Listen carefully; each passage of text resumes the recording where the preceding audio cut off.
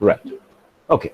Now, in the second part of this discussion, my primary focus will be to take a quick look at select passages from this discourse concerning the original and progress of satire. Right.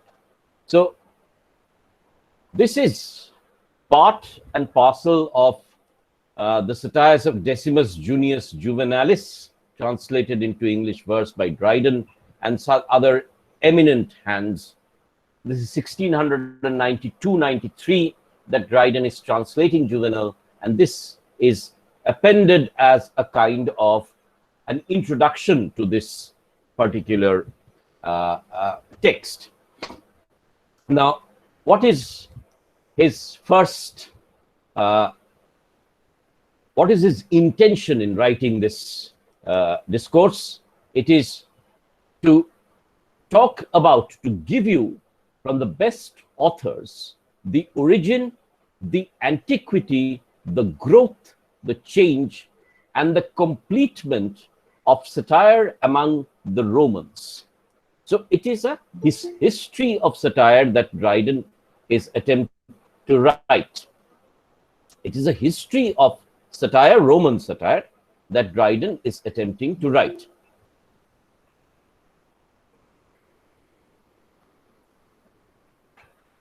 Right. Okay. He suggests that, the word satire comes from two possible words. One is the Greek satyr. If you write that spelling down somewhere, S-A-T-Y-R, satyr would represent half human and half beast. And these satyrs would occur in farcical entertainment plays, which were largely directed towards grotesqueness and distortion. So satire is reducing the human to a subhuman level based on physicality. Therefore, this would be part of a Roman tradition. This would be part of a Greek tradition. However, Dryden suggests that the more polished Roman satura, or the polished Roman satire, comes from the Roman Latin satura, S-A-T-U-R-A. Satura is a combination or a medley, right? A combination or a medley. Well, many of you have seen circus clowns, and they wear a kind of a gown where you have different patches of colors pasted together. That is what is a motley, M-O-T-E-L-Y, motley. Now, what we are looking at is a kind of genre which brings in a lot of fragments of a lot of different forms. So, Dryden suggests among the Romans, it was not only used for discourses which decried vice or exposed folly, but also others where virtue was recommended. So Dryden is suggesting that for Roman satire, it was an exposure of folly and it was an articulation of virtue. He says in our modern languages, that is, he refers to the French and English satires, we apply it only to invective poems. Invective poems is those which abuse, which criticize. But the very name of satire is formidable to those persons who would appear to the world what they are not in themselves. For in English to say satire is to mean reflection. We use the word in the worst sense. In the criticism, it ought to be with I and not with Y. So not S-A-T-Y-R-E, not satire, not reduction of the man to the beast, but a proper, humorous, critical poem with you, right? It ought to be with I and not Y, to distinguish its true derivation from satura, not from satyrus. So Dryden is suggesting that the poem should not be pure invective, it should not be pure abuse, but it should be critical with a certain modicum of virtue. Keep these points at the back of your mind, because we will be looking at these issues when we treat or when we discuss Dryden's Macflecknoe in its entirety. Right. Now, what then Dryden says is the aim of poetry. And for this, the 18th century, not only Dryden, but the bulk of the 18th century writers go back to the critic Horace. And Horace suggested that the aim of poetry is to mix profit with pleasure. But the most important aspect of poetry is not only pleasure, not only to give you pleasure, but also to provide instruction to you, right? So I would willingly, he says, divide the palm between them upon the two heads of profit and pleasure. And he's talking about the two poets, Horace and Juvenal. So Dryden's aim in the original and progress of satire is to talk about the comparative merits of Horace and Juvenal. Now, you will remember that Juvenal's times were much more turbulent times. He was writing within an era of censorship, whereas for Horace, the time was far more, what you can call liberal during the era of Augustus, and he was given a wide berth to criticize. For Juvenal, during the time of Juvenal, there was far more unease and a far more political disturbances, as well as corruption. Therefore, Juvenal was much more pungent, much more intense in his satirical depictions. So, Dryden is suggesting that there are two traditions of satire. One is what is the Horatian satire, and the other is what is the Juvenalian satire. He says Horace is more copious and profitable in his instructions of human life. Juvenal is the more delightful author. Now, delightful in what sense? That's the question. Juvenal is delightful because in Juvenal, the sharpness of satire is more. The laughter is far more copious, and Juvenal criticizes much more intensely. Let me give you an example. Supposing once again, let us say that, I want to say that he or she is lazy. Then Horace would probably say that his days and nights merge together, right? So he sleeps all through the day and night. Whereas Juvenal would say that he does not move his backside even during the day, right? So Juvenal would be much more, I would say, sharp, and he would invite laughter and ridicule to a greater degree than would Horace, because in Horace, the instruction would be more, whereas in Juvenal, the critical pleasure of satire, of ridicule and laughter would be far more important. Right, so he says, for my instruction, I owe more to Horace and more to Juvenal for my pleasure. Right.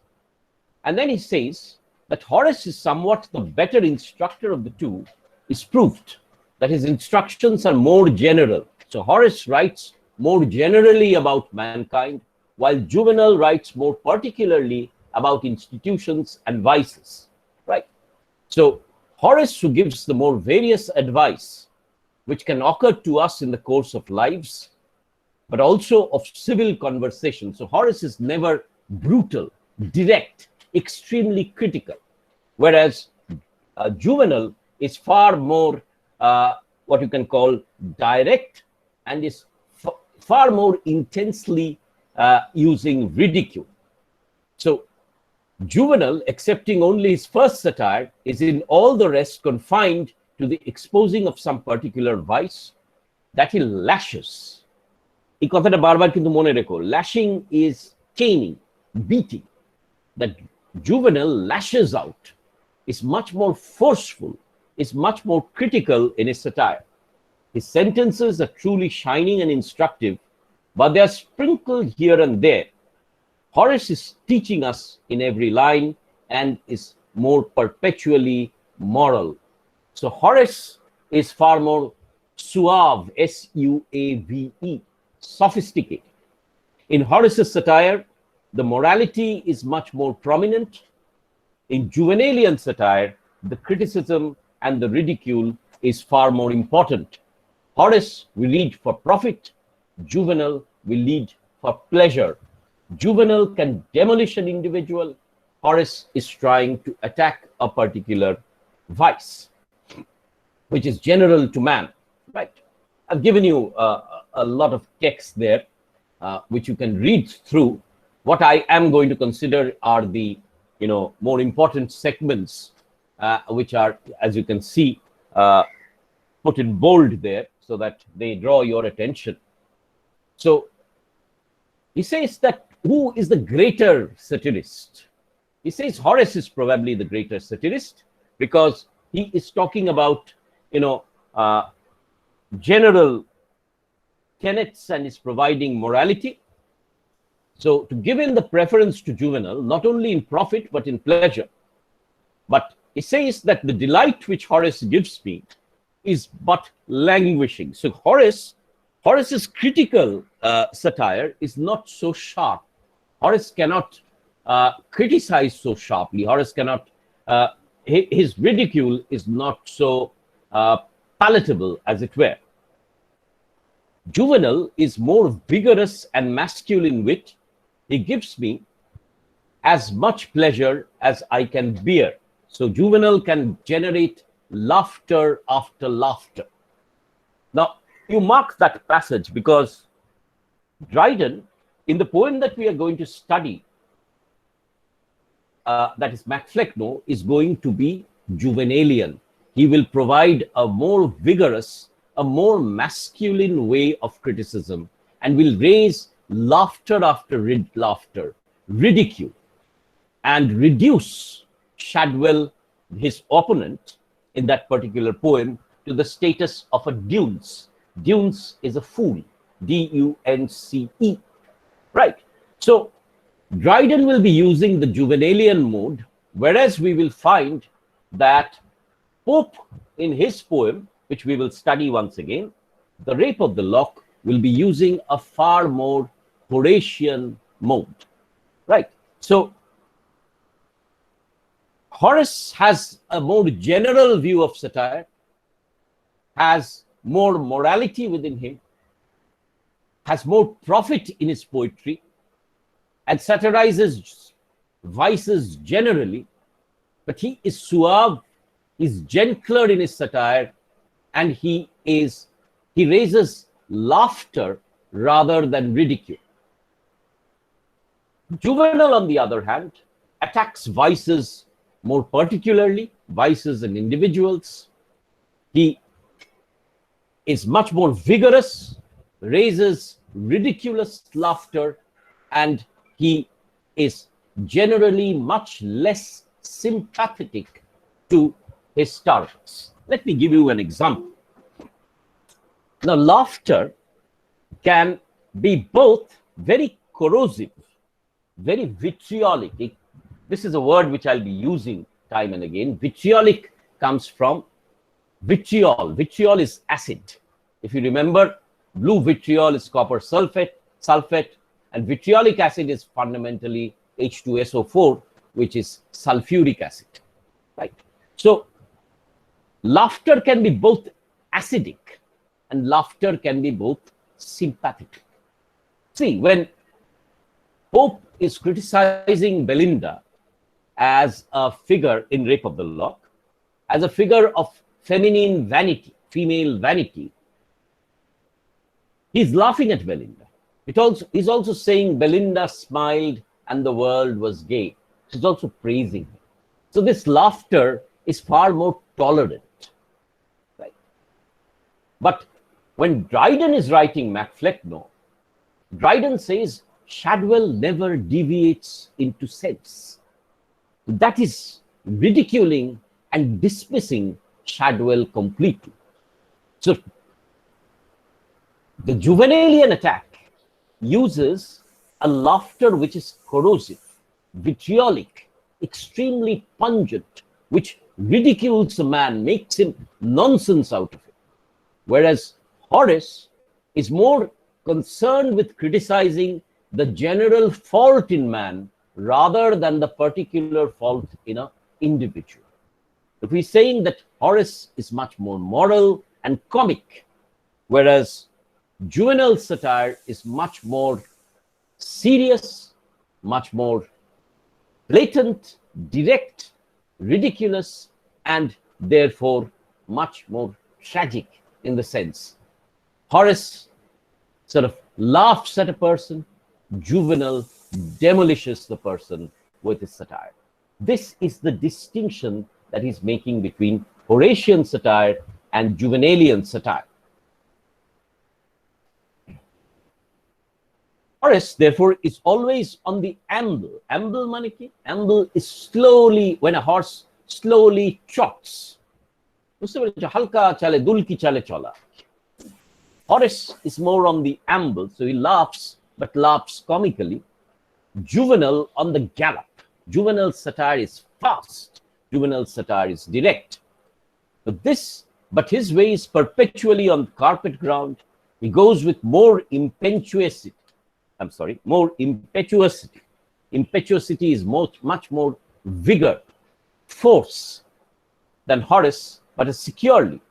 And the swiftness adds a more lively agitation to the spirits. So we are moved to ridicule, we are moved to anger, and we are moved to dismiss a particular person. This being the manifest defect of Horace, it is no wonder that finding it supplied in Juvenal, we are more delighted with him.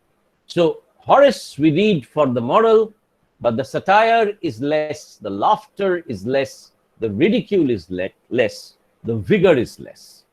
Juvenal, the morality is lesser, but the ferocity of the satire, the intensity of it, the laughter, the ridicule, and the dismissal of the character is far more significant. Therefore, Juvenal is much more satirically, you can say, palatable, much more satirically delightful. Right, okay. And then he suggests that Horace has a greater finesse. It must be inborn. It must proceed from a genius, which is not to be taught. How? And then there comes this art of the satire. What is the art of the satire? How easy it is to call rogue and villain, and that wittily, but how hard to make a man appear a fool or a knave without using any of those opprobrious terms. So the satirist's art is to ridicule an individual without calling him names, to criticize with great finesse, to point out the folly, and to make a heroic man unheroic without appearing to call him names. Therefore, the art of critiquing suavely, sophisticatedly, is the art of satire. Remember your Zimri, the Duke of Buckingham. Go back to that passage and see how Dryden calls him within the course of one revolving moon, was sky mist, fiddler, and buffoon. So he's reducing this man to the state of a buffoon, but he's sort of building up this character as a kind of a sophisticated fool, right? Therefore, he says this is the art of the satirist, and this is an art which is extremely, extremely difficult. He suggests that you have to have a very solid grasp over both language and the craft of satire, right? And he says this is the mystery of that noble trade. So Dryden calls satire a noble trade, which no master can teach to his apprentice. And he says a witty man is tickled when a man, while he's hurt in this manner, and a fool feels it not. So laughter is directed against the fool, and the folly is exposed. The fool probably doesn't get it, but then the people who are observing the foolish individual are moved to laughter and to ridicule the fool. So satire in that sense is an art of othering also, that the normative is the intelligent satirist, and the other, somebody who has departed from the norm, somebody who is exposed to folly, is the satiric target, right? So the satirist is almost a hunter who is completely killing and hunting the folly within the satirized, and therefore he is a kind of shooting arrows of laughter and ridicule at the folly of the satirized. So Dryden is using very interesting metaphors. He's suggesting how laughter is an extremely critical function. And then you can talk about this a little later on. He talks about the character of Zimri, in my opinion, worth the whole poem. It is not bloody, so I have not abused that person, but it is ridiculous enough. But I've generated ridicule so that he's dismissed and his folly is criticized. He for whom it was intended was too witty to resent it as an injury. If I had railed, I had abused. If I had abused, I might have suffered for it justly. But I managed my own work very happily, and perhaps more dexterously. I avoided the mention of great crimes and applied myself to the representing of blind sights and little extravagancies. It succeeded as I wished. The jest went round. So it's a joke. The satirist is joking at the expense of a character, and he was laughed at in his turn who began the frolic. Right. So this is the craft of satire according to Dryden. Right. And then again comes this question of Horace and Juvenile. These are the two satirists with whom Dryden is forever, engaged. He says the business of Horace is to instruct us how to combat our vices, to regulate our passions, to follow nature, to give bounds to our desires, to distinguish between truth and falsehood. So Horace's satires are much more instructive and give us a general framework of how to behave virtuously. Whenever it criticizes general human folly. But you see, when Dryden is criticizing Zimri, we know that he's criticizing the Duke of Buckingham, and he's criticizing him directly for certain particular vices. Right. So this is what Horace's satire is based on. Now, there's one line which I want you to look at more carefully, without examining whether or no they are founded on right reason. So satire largely is based on a framework of rational behavior. Any behavior that is irrational is something which invites laughter and ridicule. Now, I will, for a very brief moment, take a respite from satire and turn your attention towards laughter. Now, you see, most of you, while you were doing your Greek plays, talked about tragedy. And you talked about Aristotle on the art of poetry or poetics, whatever you call it. And in poetics, Aristotle wrote about tragedy.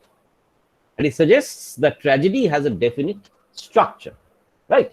You have to have an intermediate kind of a person who's neither a saint nor a villain, who will make an error of judgment leading to a catastrophe. Catastrophe is an action or suffering of a great degree, which will lead to a certain realization and a catharsis. This is the structure of tragedy, according to Aristotle.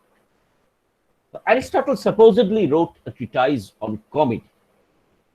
Those of you who are willing to sort of watch a film, and this is a film which is hugely entertaining, a thriller, in fact, a murder mystery, will probably take a look at a Sean Connery film called The Name of the Rose, written by Umberto Eco, where Umberto Eco suggests that Aristotle wrote a treatise on comedy. And this treatise on comedy was lost, and a monk is looking for this treatise. Go watch this film or read the book. It's a very engaging, entertaining book. It has nothing to do much with studies. But then Aristotle makes, in that short tract on in poetics, he says that in comedy the people are inferior. Inferior not only in rank, but also they have a flaw.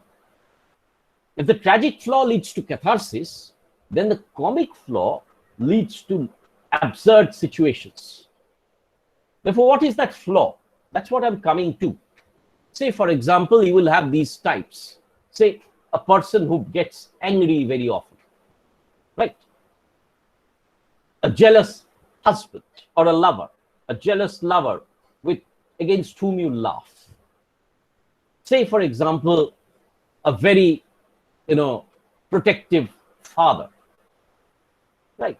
Or say, for example, a person who always makes great claims, tall stories, tells tall tales, right? আছে না তোমাদের মধ্যে অনেকে বিরাট বিরাট বক্তব্য রাখে, আমার এই করেছি, আমি ওই করেছি, হ্যান করেছি, ত্যান করেছি, but actually does nothing. Now, you laugh at that person. What do you do when you laugh? You have to understand this very carefully. When you laugh, you are distancing yourself from that person's folly. You're saying that you are not normative. I am normative. You are outside the norm. You have a certain flaw, and I am laughing at your flaw, thereby alerting you and asking you to correct yourself. So please consider this, that when you laugh at someone, it is a very serious business.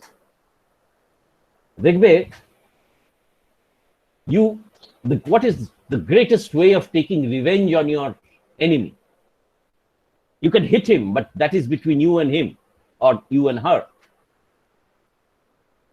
But if you write a poem and laugh at him within that poem, it is a far more damaging kind of a revenge, because it is extremely critical. Laughter, therefore, according to Henri Bergson, Bergson, is a social gesture. Society is telling a person that you are wrong, you are inadequate, you are ridiculous, therefore we are laughing at you. Right? We are laughing at you. Now, go back today and take a look at any comic film that you like. Any comic film that you like, right? Therefore, and see how laughter acts against that person. You have this, for example, you have, all of you must have seen this film called Golmaal, which had Utpal Datta, right? Now, and Utpal Datta would not, marry off his daughter to somebody who had mustaches, right? So, this is a ridiculous kind of a position, and the entire laughter in that text is directed against this absurd claim of Utpal Datta. He is made ridiculous, but there he is sympathetic. This is sympathetic laughter. But there can be very hard laughter, like films like Jaane Bhi Do Yaro. If you've seen that film, which starred Nasiruddin Shah, it was directed against the corruption within society, right? So laughter can be tolerant, laughter can be extremely corrosive, extremely ridiculous, right? This you have to understand. How does laughter operate? That's one of the fundamentals of literature, because whenever you are reading comedy in any form, you have to see, or satire in any form, you have to see to what extent that laughter is genial, sympathetic, or hostile and corrosive. So I am inviting you to go back and take a look at the jokes that you hear, right? To take a look at the jokes that you hear. For example, you have these Santa Vanta jokes, right? You have the jokes against the Sardars, right? Which talk about their stupidity, right? Lack of intelligence. And these are all archetypes which we have created, haven't we? These are archetypes we've created of certain provinces or certain people being looked down as non-intelligent. The laughter is directed against them. They are seen as ridiculous in certain ways. So it's a way in which, laughter also embodies social prejudices, social hostilities, and subject positions. So I am inviting you, go back, take a look at the jokes that you make, the laughters. You laugh at your friends also, don't you? There are many friends who are targets of your laughter. Why do you laugh at them? Because there's a lack you perceive. There's something which they do not have that you have, or they do have that you don't have, that makes you laugh at them. Laughter, therefore, is a serious social gesture of others. This is a very basic concept. In tragedy, you cry with someone. You identify with that someone. You empathize, and his suffering becomes your suffering. And therefore, with his sufferings, you purge your own fears and anxieties. That is what Aristotle says. But in laughter, you distance. In laughter, there is little sympathy. There is far more othering and distancing. So in that sense, laughter is a more serious, is a much more what you can call distanced form of reaction than tragic grief, right? So take a look.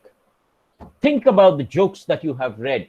Think about the films which are comic, the types, and think about why you have laughed when you have laughed, right? Okay, that was a detour, but I think that was an important detour to make, because these are fundamental concepts again. And then, of course, Dryden comes to that definition: satire as a kind of poetry without a series of action invented for the purging of our minds, in which human vices, ignorance, and errors, which are produced from them in every man, are reprehended. So satire is based on vice and folly. Satire is based on reprehension or criticism, partly dramatically, partly simply, but the most part figuratively and occultly, that we use allusion and metaphor, and consisting of a low familiar way. Laughter does not use a very high heroic format. Even if it does, it dissolves it into bathos, and is a way of jesting by which what does it produce? Either hatred or laughter or indignation is moved. So we laugh at somebody, we show our anger, our ridicule, and thereby try to criticize the folly and correct that folly within that individual. This is the serious function of satire. And then he says that, certain forms use very low satire, talk about bodily defects of a person, talk about personal details. This is what exaggerate personal defects. This is what Dryden says is a low form of personal satire, a lampoon which is to be discarded, and which is a lower form of satirical poetry, right? So the poet is bound to give his reader some one precept of moral virtue and to caution him against some one particular vice or folly. Uh, and therefore, Juvenal in every satire ties himself to one principal instructive point or to the shunning of moral evil. Right. So, Juvenal, even if he's more direct, fulfills that function of satire, that he criticizes one particular folly within the individual and targets that folly. So he's suggesting that, Juvenal is the greater, is much more sharper than Horace, but Horace, according to Dryden, is the greater poet in certain ways because he treats human folly in generality. Now, there's one last question which I'll ask before I sort of bring this discussion to a close, is why Juvenal? Why is Dryden insisting on the Juvenalian mode of satire as more direct and more vigorous? Now, all of you immediately might say, well, after all, he is translating the poetry of Juvenal, so he is bound to, praise Juvenal. But I would like to see this in a slightly different way. You see, Dryden also makes, and this is something which I've not shown you in the text, a point that Horace's time was far more stable, less corrupt, much more suave. Therefore, Horace could write about general human vices and not be very angry. He could be much more tolerant. He would not be far more, he would not indulge in lashing, would not indulge in direct, savage criticism. Whereas he says during Juvenal's time, Rome was far more, far more corrupt. The personal and public corruption was at a height. Therefore, Juvenal had to be more brutal, had to be more direct in order to address the corruption and greed within his society. Right? This is his point, that the political circumstances of Horace could provoke him to write more general satire, whereas for Juvenal, it was far more intense because his political situation was far more corrupt. What was Dryden's situation? That's the question. Now, Dryden, of course, begins by, praising Cromwell. And then when Charles II came to the throne, he moved towards Charles. He was writing for the Protestant Church. He then wrote for the Catholic Church. And then the Catholic monarchy was overturned by the arrival of William. In 1692, when Dryden was writing this poem, you see, it was a Protestant monarch who was on the throne. And therefore, Dryden was largely shunned from the court. He would die in not a couple of years, in some years he would die. But this was the last period of his life, and he was largely being ignored in courtly circles. And therefore, I would suggest that just like Juvenal, Dryden was seeing this phase in English history as a phase which was marked by greater corruption, and by suggesting that Juvenal was more required in this particular era, he was offering a greater critique of William's rule. And that through Dryden's poetry, therefore, through his championing of Juvenal, Dryden was in reality trying to obliquely suggest that this was an age that demanded Juvenal, and therefore this was an age where the rule of the king, the Protestant monarch, was inadequate and was breeding a lot of corruption. Therefore, in this particular tract, when Dryden is talking about satire, he's also projecting his view of society as inherently corrupted and therefore requiring a Juvenile to give it a lash. So somewhere within this poem, we have Dryden's own inclinations, Dryden's own political beliefs as filtering through and thereby championing Juvenile more than Horace. He says Horace is a greater poet, but Horace is a poet of a particular stable, peaceful, prosperous time, whereas Juvenile is the poet whom you need when the society is corrupted, who will lash vice and folly, and therefore at this particular time, Juvenile is the greater poet. And therefore he's obliquely therefore suggesting that the times are not what they were, and that the king is inadequate, and is tying it to his own prejudice against Protestant rule. This then is why this entire treatise, which talks about the development of satire, which defines satire, is also imbued with a certain political flavor. It has a certain oblique political messaging within it. Right, so what have we done in our two classes here? We have tried to work out what the definition of satire is. A satire is a poem of criticality. A satire criticizes through laughter. A satire attacks a vice or a folly. And a satire raises ridicule, anger, and laughter. Therefore, this is the working definition of satire. Where did satire come from? Dryden says that satire originated in Greece, no doubt, and there was these entertainment called satyrs, but they focused on grotesqueness, they focused on only physical laughter, and this was not the true origin of satire.